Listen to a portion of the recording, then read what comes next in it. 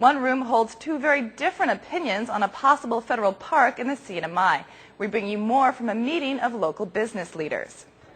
Both sides on the debate over a proposed monument in the Northern Islands had a chance to be heard during a meeting of the Chamber of Commerce.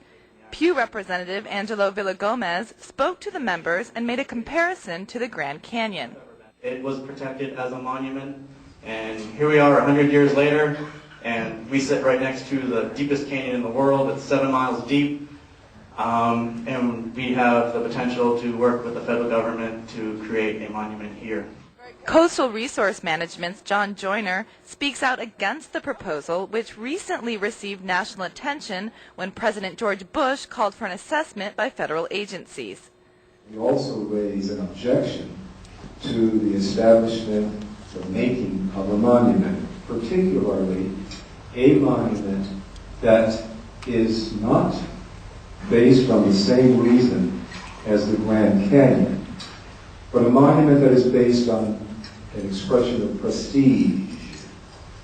It's for self-aggrandizement. It's for the emergency of a lame duck president who's leaving. And although Villagomez and Director of Fish and Wildlife Sylvan Igisomar are close here, their views on the subject are far apart. It is not something that is positive for us because there are so many uncertainties.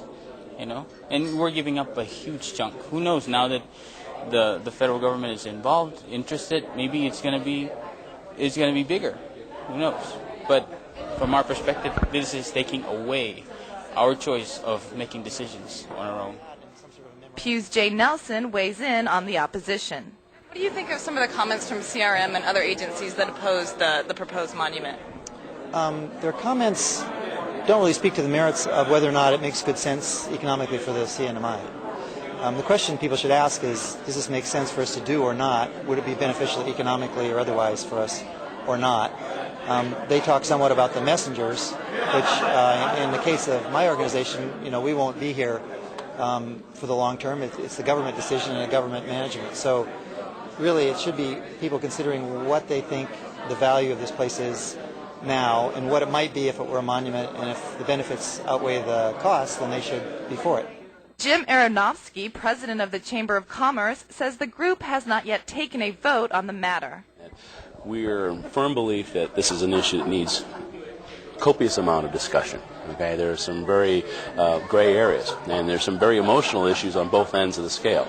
And for a business group at this point in time, before we know what economic benefits, if any, are going to happen, how it's going to happen, then there's really nothing to really make a position on.